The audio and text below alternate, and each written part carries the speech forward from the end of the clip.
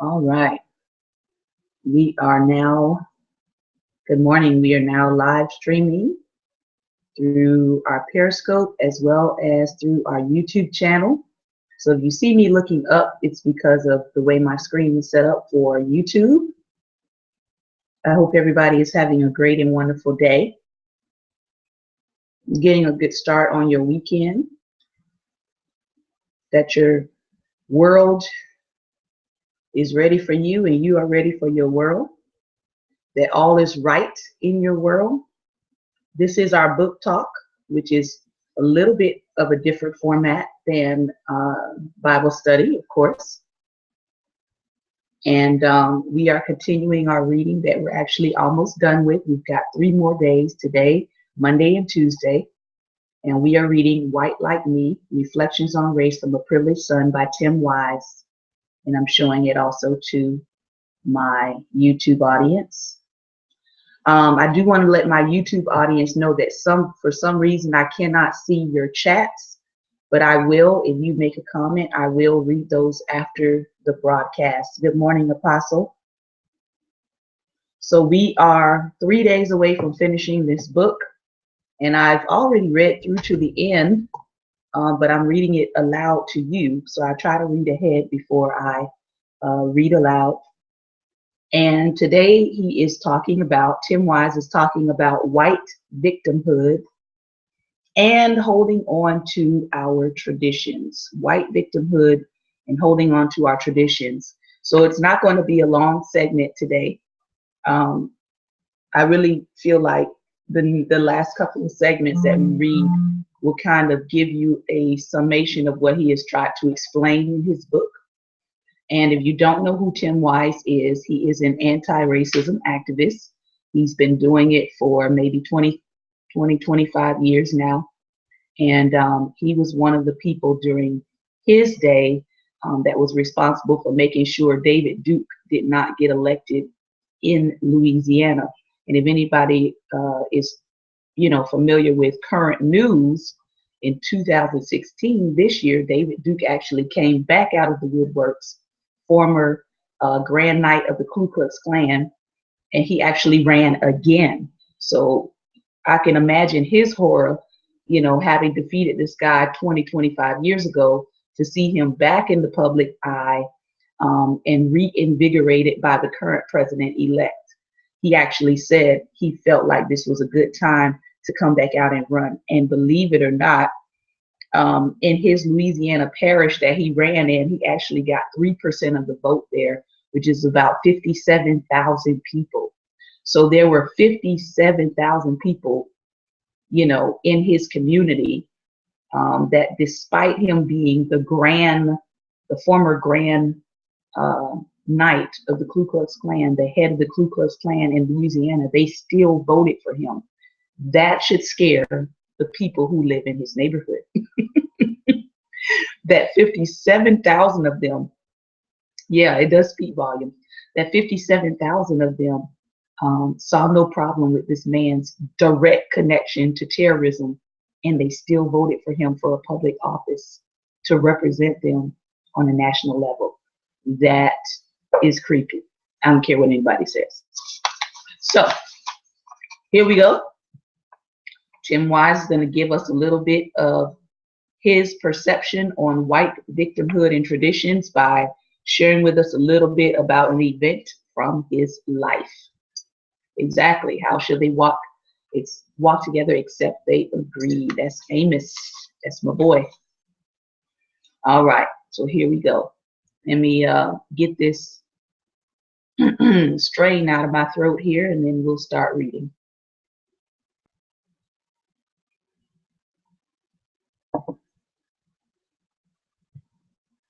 Speaking of white victimhood, forget New Orleans, forget Bermuda, as we talked about yesterday. All you really need to do is take a look at Champaign-Urbana, Illinois. I went there to speak at the University of Illinois during the spring semester of 2007. While there, I had the occasion to meet with a number of different groups: residence hall advisors, fraternity and sorority members, student life personnel, faculty, staff, and students of all types. The timing of my visit could not have been better or worse, I suppose, depending on your perspective. For the previous year, Illinois, like many other schools, had been under intense pressure from the National Collegiate Athletic Association, the NCAA, to no longer caricature American Indian people by way of their team mascot, Chief Illiniwek. The Chief had been a staple of the University of Illinois athletics for over 80 years, at least 35 of which involved protests of the mascot from the indigenous students and their supporters.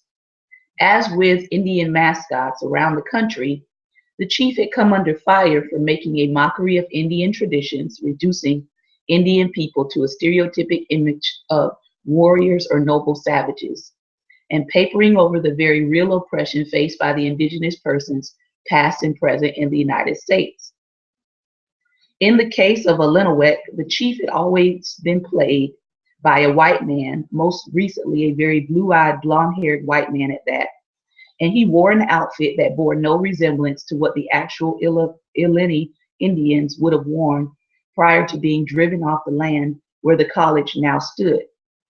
Furthermore, the dance performed by Illiniwek at halftime shows, touted as traditional fancy dance, was in truth a mix of inauthentic Indian dance moves and gymnastics, and had largely been created by the remnants of the local Boy Scouts early in the 20th century. The NCAA in 2005 had announced that schools with Indian mascots would no longer be allowed to host basketball tournament games. Some schools complied and changed their mascot names, while others, like Illinois, dug in and tried to challenge the NCAA in court. By the time I arrived on campus in early 2007, the governing board of the university had decided to give in, realizing that continued legal opposition to the move would likely prove fruitless, and concerned about the loss of revenue that would follow from enforcement of the new regulations. A few weeks prior to my time at the U of I, the Chief had done what was billed as his final dance during the halftime at the Illinois-Michigan basketball game. A somber, tight-lipped man in a regionally inappropriate headdress, covered in buckskin, gesticulated around the gym floor on national television, while thousands of white Illinois fans, especially the ones with big Greek letters on their chests signifying their fraternity or sorority membership, wept openly in the stands. The sight was nothing short of amazing. Here were white people having a meltdown in front of millions of television viewers, all because they weren't going to be allowed to play dress up anymore. It was as if somebody had cut off the limb of a parent or killed a small puppy in front of their eyes. They were being victimized, to hear them tell it, by political correctness. There were young women, cute little scrunchies in their hair, tears flowing down their cheeks, standing next to young men with backward baseball caps, wearing looks of icy future corporate executive rage on their faces. These were people who had likely never spent 1 second of their lives crying over the fact that actual people had lost some 90 million souls, their traditional cultures, religions, almost all of their land, to make way for people like themselves, who couldn't help but cry at the thought of losing a few seconds of entertainment. Tradition. It was the word on the lips of just about everyone I met at Illinois. For those defending the Chief and who were beside themselves at the thought of losing him, tradition was being ripped apart and discarded, all to make a handful of militant Indian activists happy. What were the feelings of Native peoples compared to tradition? Tradition to these folks was a noble and worthy thing, in need of being defended and carried on, though for reasons they could rarely articulate. To the opponents of the Chief, tradition was an important word, though one spoken with far less reverie. Tradition to these folks was something used to oppress, to vilify, to spread racism, and to further marginalize students of color on the campus. Now, I find this analysis very interesting because in many ways, it sounds like what you see in the church, right? You have people that don't seem to understand, especially in this case, Yeah, people that don't seem to understand that their traditions are actually an affront to an entire group of people. You know, as he's pointing out, they didn't see anything wrong with imitating a group of people, putting on a headdress that had nothing to do with the people, dancing around like they were Indians, that wasn't even the traditional dance of the people.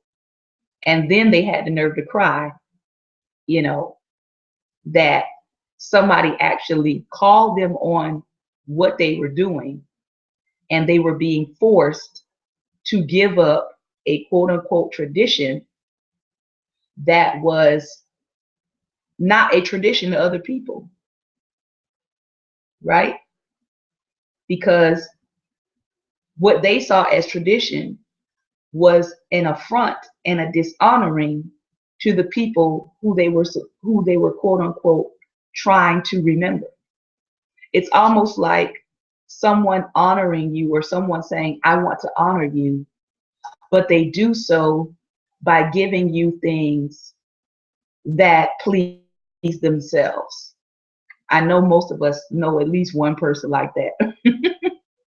That always are saying that they're doing something to honor someone, but in reality or in actuality, what they're doing is actually something that they themselves like, and they're calling it honor, which is totally different than giving a person something that actually respects them. So that's kind of what you see here in this moment. Yet what neither group seemed to realize was that tradition is a choice we make. I'll say that again. What neither group seemed to realize was that tradition is a choice we make. Jesus called it this way. He said, the traditions of men can sometimes make the word of God of none effect. In other words, there are many traditions in our culture, and the ones we choose to venerate are not foregone conclusions, but are the results of conscious and volitional acts, of which we have to be responsible. By ignoring this aspect of tradition, which ones we choose to discuss and remember, and which ones we discard, the combatants at the University of Illinois fell into a trap from which extrication seems highly unlikely. If the defenders of the chief feel as though there is only one tradition to which they can cleave to, the tradition of impersonating, or what they call honoring, Indian people, and if the opponents feel that too, the only thing meant by the term tradition, then both sides dig in, and the development of constructive resistance to racism becomes less likely. To abandon or preserve tradition becomes an all or nothing gambit for both sides in this debate. But what if the students had understood that there was another tradition that they could choose to uphold?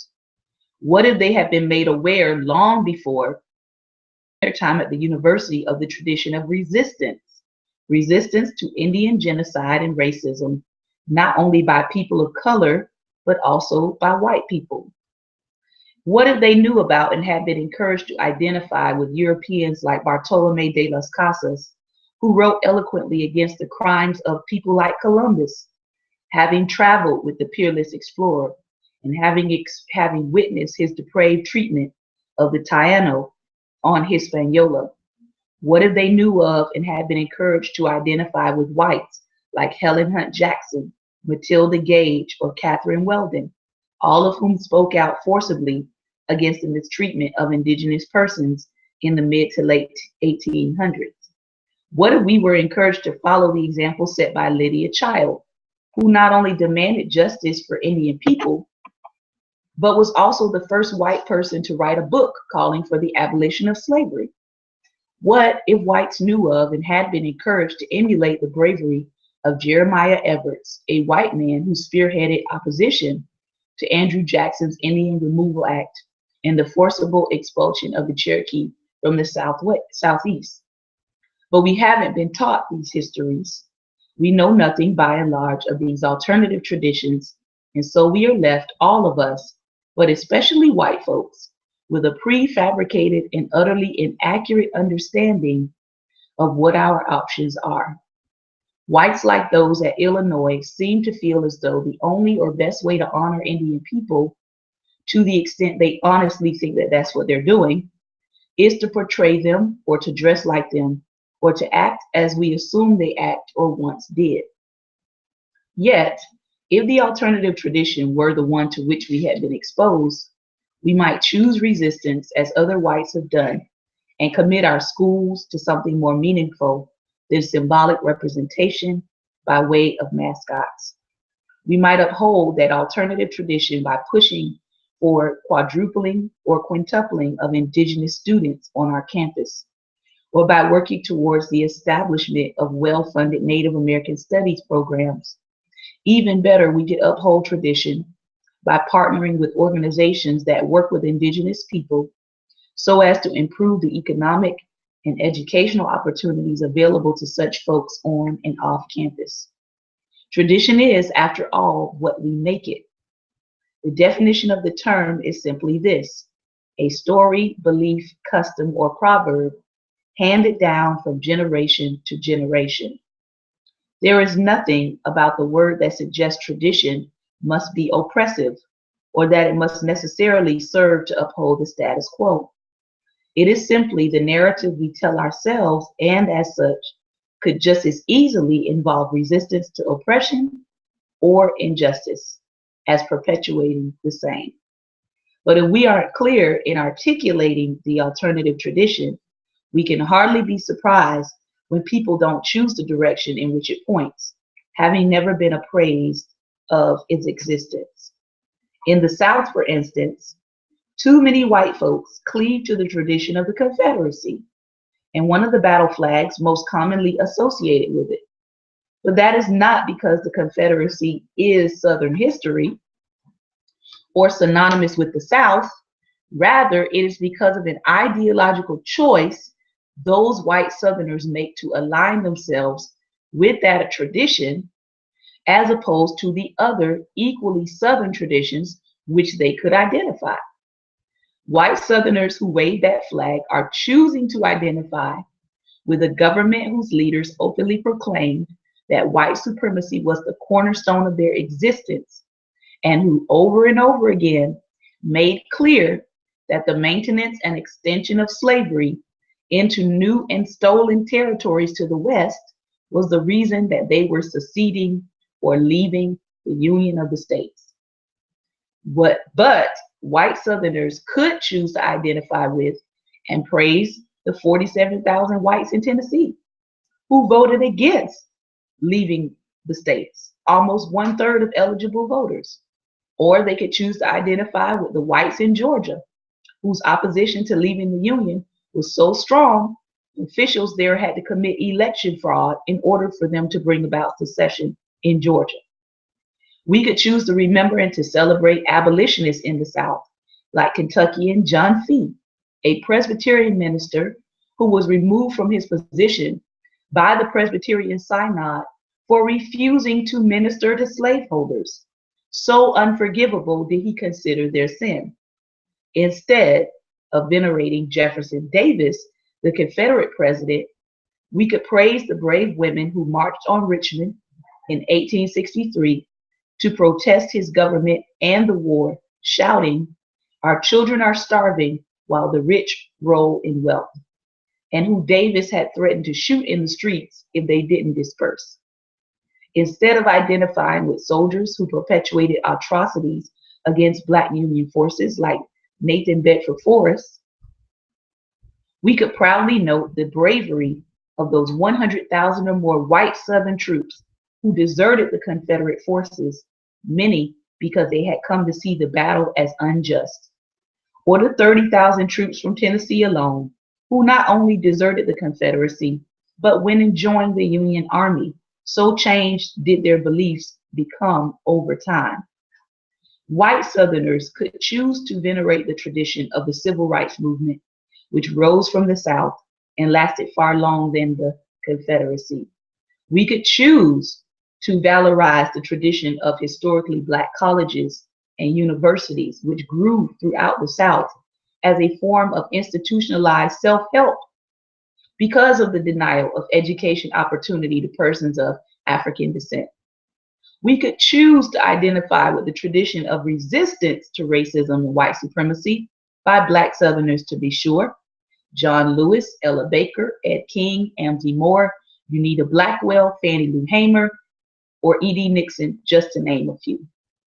But also by white Southerners, persons like Thomas Shreve Bailey, Robert Flournoy, Ann Braden, Bob Zellner, Mab Segrest, and hundreds, if not thousands of others throughout history.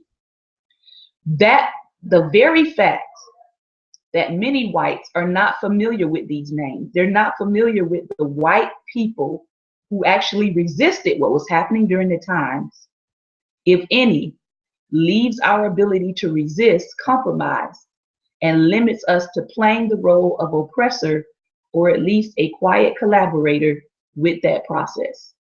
It is always harder to stand up for what's right if you think that you're the only one doing it. I'll say it again. It is always harder to stand up for what's right if you think you're the only one doing it. But if we understood that there is a movement in history to which you might become attached as an ally to people of color, how much easier might it be to begin and sustain the process of resistance? For me, I know that such knowledge has been indispensable, he writes. And what I know also is this: the withholding of that knowledge from the American people, and especially white people, has been nothing if not deliberate. So what is he saying? Tim Wise is saying, if more white people were actually educated properly and given a balanced perspective on the fact that there weren't just white people who were trying to maintain slavery, but there were actually white people that were actively resisting it. If white children had that history along with the other piece that people teach, they might come to their own conclusion that they could be amongst the number of people who resist oppression rather than people who collaborate with it silently. And I actually have to agree with him on that. But what, like he's saying, is because there's not that frame of reference, because white children especially are not given a balanced education, they're only taught, the Confederate picture per se. They're not taught about the Southerners that actually resisted what the Confederacy was doing. Therefore, it leaves a skewed viewpoint for them. And that's why they more identify with the Confederacy that was trying to hang on to the old values of the South, because many times they aren't presented with the Southerners who said, this is wrong, this is unjust, this is immoral, and we're not going to go along with it. So very, very good point. We're coming to our last section for today before we close. And he's bringing it all the way up to 2008, which I think is very, very appropriate considering where we are. As the presidential campaign began to heat up early in 2008, it became obvious that race was going to be in the picture, however much folks did or didn't want to speak of it. Though most voices tried to mute the racial element of the campaign, occasionally the underbelly of racism made itself known.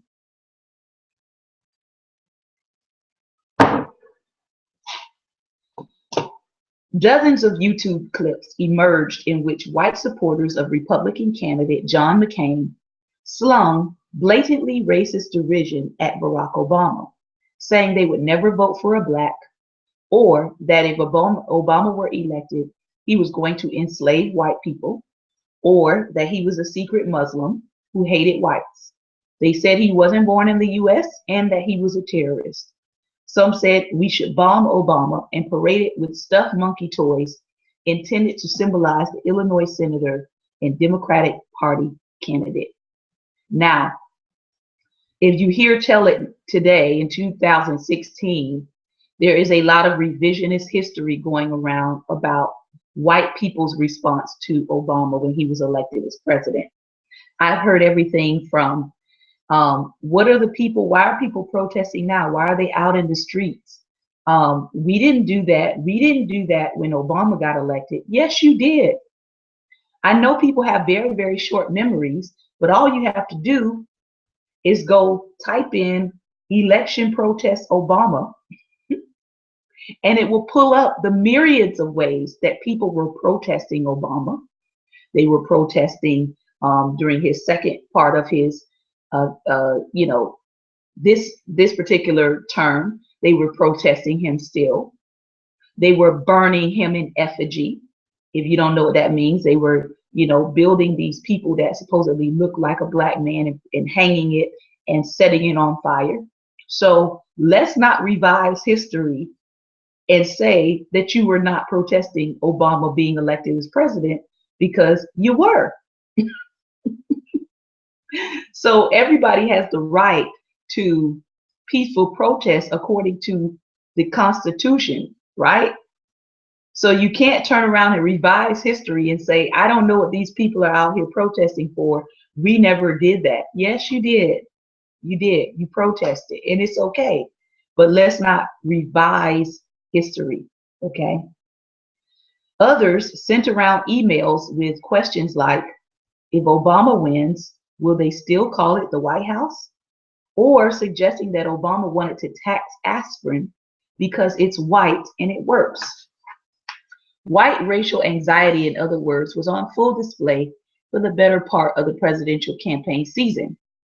At no point did this become more apparent than after the media, led by Fox News, began running with a story containing certain comments by Senator Obama's former pastor, the Reverend Jeremiah Wright of Trinity United Church of Christ on Chicago's South Side.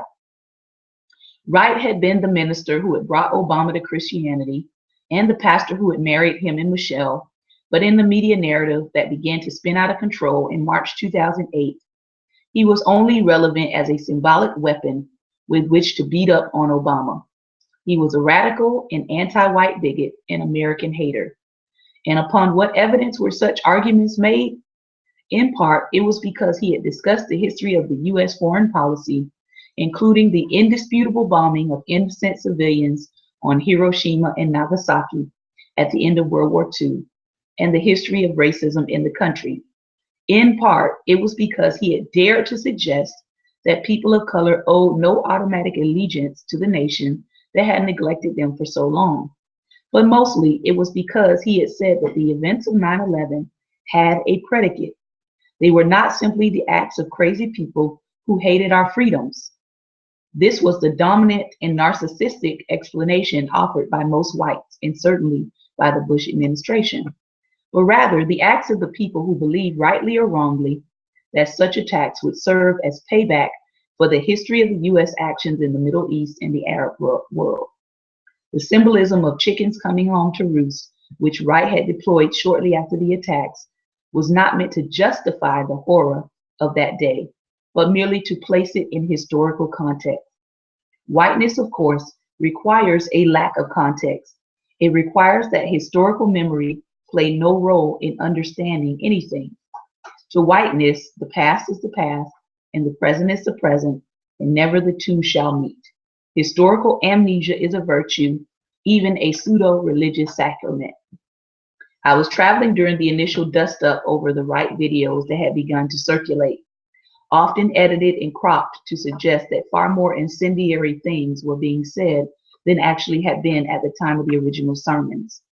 I knew of Trinity and had communicated with Reverend Wright's daughter a few years before. The church was a progressive, community-centric place from which local programs were being directed around AIDS awareness, economic justice, and any number of issues. Trinity was solidly within the mainstream of the United Church of Christ, and Reverend Wright had developed an intense following among not only his black parishioners, but his white ones as well, of whom there were far more than commonly believed. What seemed to bother white America was that Reverend Wright was unapologetically black, and he endorsed what he referred to as a black value system extending back to Africa, in which community well-being took precedence over individualism that has long been characterized by much of white evangelical Christianity. His was the opposite of the prosperity gospel, so popular around the time, in which ministers insisted Jesus wanted nothing so much as for people to drive a Bentley and wear a Rolex, despite nothing in the scripture suggesting such a specific thing and much to indicate the opposite. Whites had never minded that, no beef with Creflo Dollar, he being perhaps the most cynical of the Christian money hustlers in the black community. But to tell the truth about America was a no-no. Wright called BS, and that was the problem. He said that the purpose of Christians was to stand in solidarity with the poor, the oppressed, the prisoner, the ill, the despised. And this, as much as anything, is what much of white America could not stand about him. How dare this black man tell us what it means to follow Jesus? Seeing as how whites had long had the luxury of believing Jesus was white, the reaction should not have been particularly surprising, I suppose. Concerned about the lack of historicism that animated so much white reaction, I penned a piece defending not just Reverend Wright, but the larger historical point that he had been trying to make, namely that the United States was not all goodness and light, and yes, we had killed many innocent civilians over the years as a result of our militarism and imperialism. Yes, we were implicated in global suffering, and although I didn't agree with everything Wright said or implied, I also knew the historical basis for his claim as well as and was well aware that the US government had indeed done things like releasing diseases deliberately in poor communities of color before, as documented in Harriet Washington's book Medical Apartheid, released around the same time. So although I don't think that what had happened this time wasn't insane to engage the question, as Wright had given its history. When my essay ran about Reverend Wright, his family was on a long scheduled cruise to celebrate his pending retirement from Trinity for many years of pastoral service. They had been on the cruise when the controversy blew up surrounding his comments from 7 years earlier, about which no one had cared until they could be used against Barack Obama as a candidate. After the family vacation ended, I heard from Jerry Wright that it had been a nightmare. Other people on the ship with them who were watching the news were shooting her father dirty looks. They were taking pictures of him and making him feel like a pariah based on the misinformation they were getting from the media. What should have been a celebratory moment in his life to relish 36 years of pastoral service on behalf of the people in his community became an exercise in self-defense, in which the family had to protect their father from the glares and comments of people who knew nothing about the man they were being encouraged to hate by national media, but knew that they hated him nonetheless. Jerry noted that her father had gotten to see my essay while on the cruise and was eternally grateful. It had been one of the only bright spots in a large miasma of hostility. I told her it was the least I could do and that I was equally grateful to her dad and the Trinity family for their work. Allyship required that I come to Reverend Wright's aid in that moment, and I was only too glad to do so. Sadly, the political reality in America is such that Barack Obama felt he had little choice but to sacrifice his former pastor on the altar of electoral expedience. And so, 1 week after proclaiming that he would never throw Reverend Wright under the bus and could no more disavow Wright than his own mother or grandparents, he did just that. He condemned Wright in particularly vicious terms so as to curry favor with white voters who all but demanded the obeisance as a condition for their vote. Putting aside whether Obama had acted ethically in doing so, the political meaning of the act was clear. White power was still in full effect. As with Alex Scott in Bermuda, Barack Obama had to pander to the feelings of white people in order to secure his political future. When he won in November, his victory, given the racially neutered dance he was forced to perform in order to achieve it, confirmed white privilege rather than argued that it did not exist. That concludes our reading for today. And I appreciate the fact that we're actually bringing it right up to the point where Barack Obama got elected the first time, as we are now dealing with another presidential candidate. And I find it very interesting that it is that same white privilege that demonstrates to you that Barack Obama had to denounce his ties with a quote unquote radical anti-white extremist pastor, because that's what Jeremiah Wright was labeled as.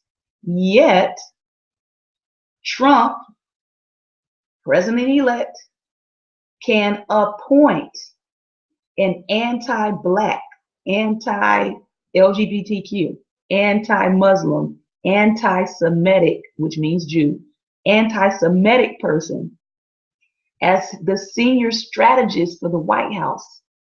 And people are justifying it. Wow. He can bring an open bigot, an open white supremacist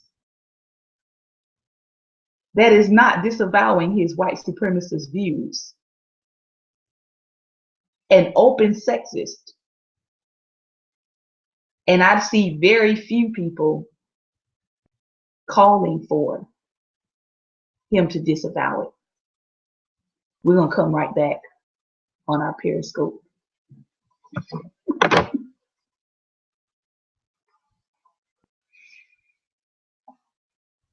We'll come right back.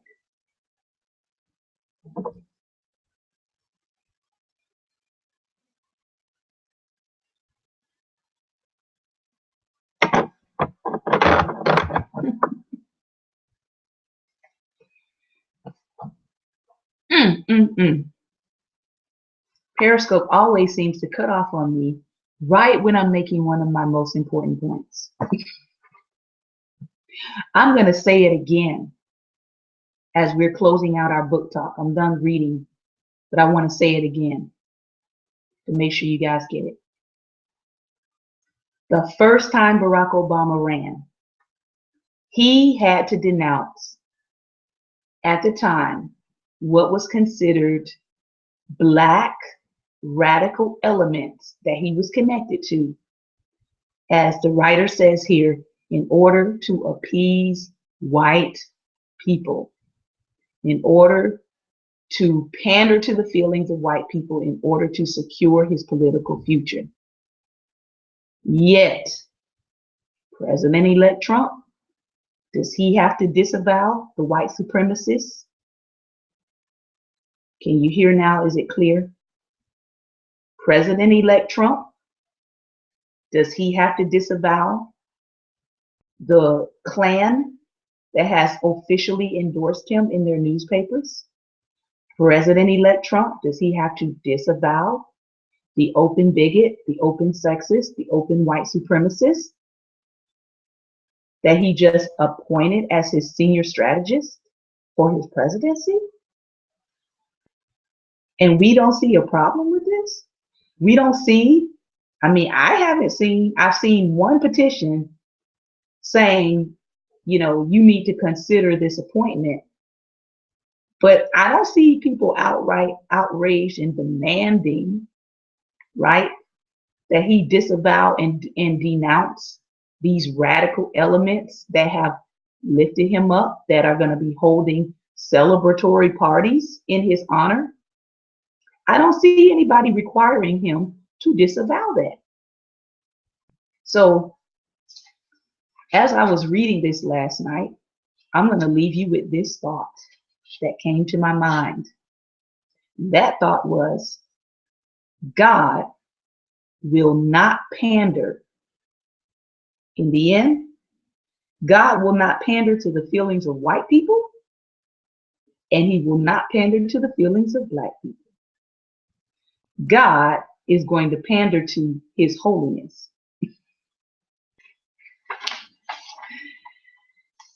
I'm going to say it one more time for the people in the back. God is not going to pander to white people, and God is not going to pander to black people. God is going to pander to his holiness. And anything that doesn't match his holiness is going to be dealt with. So, got 3 questions for you. In light of what Tim Wise was saying today about this notion, in light of what he was saying today about this notion of playing the victim when someone is requiring you to get rid of traditions that actually are oppressive to people, in light of holding on to traditions that you don't even need to hold on to, that you can actually get a better understanding about history and learn to create your own traditions that actually honor people. My question is, what white liberators do you know? What white liberators do you know? Question number 2, what traditions in your own life and in your own setting do you think might need to be eradicated because they're not really serving the purpose for which they are intended to serve? With this particular college, the tradition that needed to go did not serve the purpose of honoring the Native Americans. It was actually bringing an offense to them. But they didn't want to let that tradition go, but they were finally legally forced into making a decision to let it go. So think about it. What about in your own life? What are some things in your own life that you may have kept up a tradition in that simply need to go? I look at Thanksgiving is right around the corner. Some people have the tradition of bashing their relatives when they go to Thanksgiving dinner. Some people have the tradition of getting, stupor, in a stupor of drunkenness and cursing out the family and then staying mad all year long until the next Thanksgiving. That's a tradition. So what traditions are there in your life that need to go, that don't really serve a purpose, that aren't really honoring? And the last question, who is someone that you might look up to as an example of resistance? Who is someone you might look up to as an example of resistance? I know 2 of the people that I look up to in history is Fannie Lou Hamer and Ida B. Wells. Ida B. Wells, because of her journalism, because of her willingness to speak out, because of her willingness to actually write and record concerning the lynchings that were happening. Her writings were initially called the Red Record because she was one of the very few people that was traveling the country and that was reporting on the lynchings, to the point where she became an exile from the South, because if she went back down there, they were threatening to lynch her because she was reporting on it and telling the truth and making the country aware of the atrocities of lynching. Fannie Lou Hamer, fighting for the rights of Black Americans, fighting for the rights of women.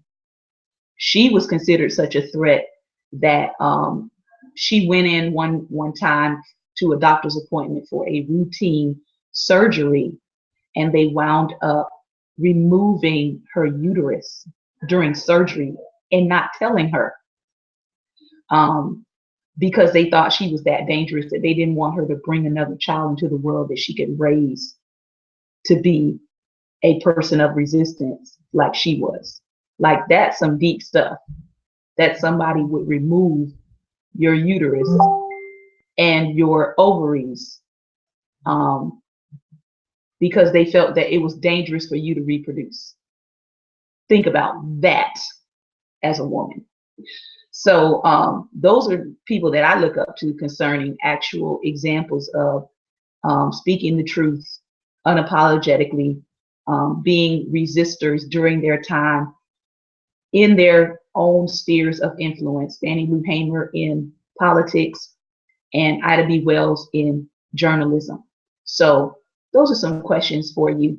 I hope that you got something out of today's reading. Thank you all for sharing this. Thank you for hanging in here with me as we had a little technical difficulty with Periscope. If you want to watch this broadcast all the way through, I do have it live streaming as well through my YouTube channel, which is Church Love 333. You can also subscribe there for our playlist and check out any of the past readings. Again, thank you all so much for joining. Thank you, Apostle Leslie. Thank you, Apostle Vanessa, and any others that I can't see who you are, but I see that you're watching. Thank you again for joining us. We'll be back next week, and all we've got is 2 more days in this book. And then we're going to start on Wednesday. We're going to start Ta-Nehisi Coates' Between the World and Me,